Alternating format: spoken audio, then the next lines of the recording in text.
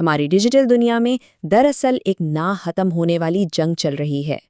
یہ جنگ ہے حملہ آوروں اور محافظوں کے بیچ، اور اس کے بالکل مرکز میں کھڑا ہے فائر وال۔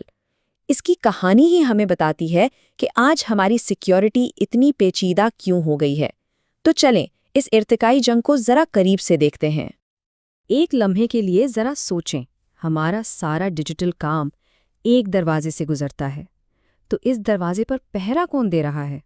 کیا وہ چوکیدار بھروسے کے قابل ہے بھی یا نہیں؟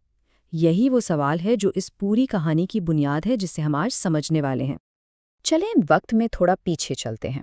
1990 کی دہائی میں انٹرنیٹ ایک بالکل نئی اور دلچسپ جگہ تھی، لیکن سیکیورٹی کا تصور وہ بہت سادہ، بلکہ یوں کہیں کہ کافی بھولا بھالا تھا۔ اس زمانے میں کوئی جدید قسم کے فائر والز نہیں ہوتے تھے۔ دفاع کی پہلی اور آخری لائن صرف راؤٹر کے اندر ایک چھوٹی سی لسٹ تھی، جسے ایکسس کنٹرول لسٹ یعنی ACL کہا جاتا تھا۔ بس یہی وہ بنیادی سا ٹول تھا جو ٹریفک کو کنٹرول کرتا تھا۔ اچھا، ACL کو سمجھنے کا سب سے بہترین طریقہ ایک کلب کے باؤنسر کی مثال ہے۔ اس کے ہاتھ میں ایک لسٹ ہوتی ہے جس پر ان لوگوں کے نام ہوتے ہیں جنہیں اندر نہیں آنے دینا۔ اگر کسی کا IP ایڈریس اس لسٹ پر ہے تو وہ باہر رہے گا۔ بہت سیدھا سادہ اصول تھا، لیکن اس سادگی میں ایک بہت بڑی خامی چھپی ہوئی تھی۔ راؤٹر کا بنیادی اصول یہ تھا، سب کو اندر آنے دو جب تک کہ خاص طور پر کسی کو روکنے کے لیے نہ کہا جائے۔ یہ ایک حد سے زیادہ بھروسہ کرنے والا نظام تھا، اور یہی اس کی سب سے بڑی کمزوری تھی۔ تو اس پہلے گارڈ کو بے وقوف بنانا کتنا آسان تھا؟ بہت ہی زیادہ۔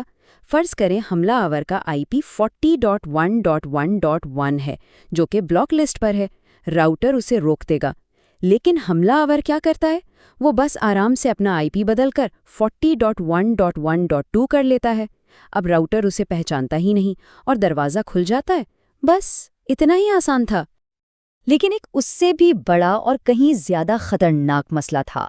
کیا ہوتا اگر حملہ آور خود سامنے آنے کے بجائے کسی بھروسے مند دوست کا نقاب اوڑھ لیتا، یعنی کسی ایسے سسٹم کو ہیک کر لیتا جس پر ہمارا نیٹ ورک پہلے سے ہی بھروسہ کرتا ہے؟ اور نتیجہ؟ رسائی مل گئی۔ کیوں بھلا؟ کیونکہ راؤٹر صرف باہر کا پتہ دیکھتا ہے، وہ ڈبے کے اندر جھانک کر نہیں دیکھتا۔ اگر پتہ ٹھیک ہے تو اندر چاہے بم ہی کیوں نہ ہو، وہ سیدھا نیٹ ورک میں داخل ہو جاتا ہے۔ اس پرانے بھروسہ کرنے والے ماڈل کی ناکامی نے ایک انقلاب کو جنم دیا۔ اب وقت آ گیا تھا ایک نئی، بہتر اور زیادہ مضبوط ڈیجیٹل دیوار بنانے کا۔ اور یہ تبدیلی صرف ٹیکنالوجی کی نہیں تھی، بلکہ پوری سوچ کی تھی۔ راؤٹر کا اصول تھا پہلے اجازت دو پھر پوچھو، لیکن فائر وال ایک بالکل مختلف فلسفے کے ساتھ آیا۔ پہلے سب کو روکو اور صرف اسے آنے دو جسے تم جانتے ہو۔ یہ ایک بہت بڑی بنیادی تبدیلی تھی۔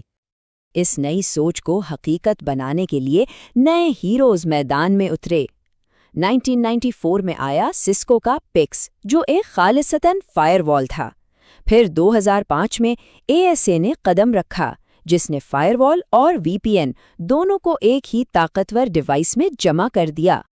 یہ نئے فائر والز بہت ذہین تھے، یہ اسٹیٹفل تھے، یعنی ان کی اپنی ایک یادداشت تھی۔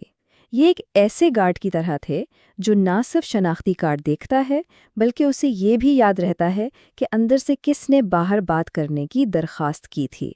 اس لیے باہر سے صرف وہی جواب اندر آ سکتا تھا جس کا سوال اندر سے پوچھا گیا ہو۔ لیکن جیسے ہی دفاع مضبوط ہوا، حملہ آور اور بھی چالاک ہو گئے۔ وہ خاموش نہیں بیٹھے، بلکہ انہوں نے اس نئے ذہین فائر وال کو بھی شکست دینے کے طریقے ڈھونڈ نکالے۔ اور اس کی کمزوری اس ایک جملے میں چھپی ہے۔ فائر وال نے بھیجنے والے کا پتہ تو چیک کیا اور اسے آنے دیا، لیکن اس نے کبھی بھی پیکج کے اندر نہیں دیکھا۔ یہی وہ اندھا پن تھا جس کا حملہ آور فائدہ اٹھانے والے تھے۔ تو یہ ٹروجن ہارس حملہ کام کیسے کرتا تھا؟ پہلا قدم، حملہ آور کسی بھروسے مند پارٹنر کے سسٹم کو ہیک کرتا۔ دوسرا قدم، وہ ایک عام سے دکھنے والے پیغام کے اندر اپنا خطرناک کوڈ چھپا دیتا۔ تیسرا قدم، یہ پیغام اس بھروسے مند پارٹنر کے IP سے بھیجا جاتا۔ فائر وال پتہ دیکھتا، اسے قابل بھروسہ سمجھتا اور دروازہ کھول دیتا، اور بوم، حملہ کامیاب ہو جاتا۔ تو سادہ لفظوں میں یوں سمجھیں کہ فائر وال لفافے پر لکھا پتہ اور ڈاک ٹکٹ تو پڑھ سکتا تھا، لیکن وہ خط کو کھول کر اندر نہیں پڑھ سکتا تھا، اور اصل خطرہ تو خط کے اندر ہی چھپا ہوا تھا۔ اس اندھے پن کا مقابلہ کرنے کے لیے ایک نئے قسم کے محافظ کی ضرورت تھی، ایک ایسا گارڈ جو صرف لفافہ ہی نہیں بلکہ اس کے اندر بھی دیکھ سکے۔ اور وہ صلاحیت 2013 میں ایک بڑے قدم کے ساتھ آئی۔ سسکو نے سورس فائر نامی کمپنی کو خریدا، اور یہ کوئی عام کمپنی نہیں تھی، یہ وہ ماہر تھے جو ڈیٹا کے اندر جھانکنے کی ٹیکنالوجی رکھتے تھے۔ اس ٹیکنالوجی کا نام تھا انٹروژن پریونشن سسٹم یا IPS۔ اسے سمجھنے کا سب سے آسان طریقہ ہے ایئرپورٹ کا سیکیورٹی اسکینر۔ جیسے وہ سامان کے بیگ کے اندر دیکھ کر خطرناک چیزوں کو روکتا ہے، بالکل ویسے ہی IPS ڈیٹا کے پیکج کو کھول کر اس کے مواد کو چیک کرتا ہے اور کسی بھی خطرے کو نیٹ ورک میں داخل ہونے سے پہلے ہی ختم کر دیتا ہے۔ اور جب ان دونوں ٹیکنالوجیز کو ملایا گیا تو جنم ہوا نیکسٹ جنریشن فائر وال یعنی NGFW کا۔ سسکو کا فائر پاور یعنی FTD اسی کی ایک بہترین مثال ہے، ایک ایسا محافظ جس کے پاس پرانی دیوار کی مضبوطی بھی ہے اور اندر دیکھنے کی نئی نظر بھی۔ یہ ٹیبل پوری کہانی کا خلاصہ ہے۔ پرانے فائر والز جیسے ASA صرف لفافے کو دیکھ سکتے تھے، ہاں پتہ ٹھیک ہے، لیکن جو اصل گیم چینجر ہیں یعنی نیکسٹ جنریشن فائر والز، وہ لفافے کے ساتھ ساتھ اس کے اندر موجود مواد کو بھی سکین کر سکتے ہیں، اور یہی وہ صلاحیت ہے جو آج کے جدید حملوں کو روکنے کے لیے بے حد ضروری ہے۔ تو اس پوری جنگ اور ارتقاء کی کہانی سے ہم نے کیا اہم سبق سیکھے؟ آئیے ان پہ ایک آخری نظر ڈالتے ہیں۔ پہلا سبق، سیکیورٹی ہمیشہ حملوں کے جواب میں ہی بہتر ہوتی ہے۔ دوسرا، یہ کہ فائر وال کا انقلابی نظریہ پہلے روکو کا اصول تھا۔ تیسرا، آج کے فائر والز اس لیے پیچیدہ ہیں کیونکہ انہیں صرف پتہ ہی نہیں بلکہ اندر کا مواد بھی دیکھنا پڑتا ہے۔ اور آخری اور سب سے اہم بات یہ ہے کہ یہ چوہے بلی کا کھیل کبھی ختم نہیں ہوگا۔ جیسے ہی ہم بہتر ہوتے ہیں، حملہ آور بھی ہوشیار ہو جاتے ہیں۔ جیسے جیسے ہماری محافظ ذہین سے ذہین تر ہو رہے ہیں، ویسے ہی خطرات بھی زیادہ ہوشیار ہو رہے ہیں۔ تو ہمیں یہ سوچنا ہوگا کہ اگلا ٹروجن ہارس کیسا دکھے گا اور وہ کس چیز کے اندر چھپ کر آئے گا۔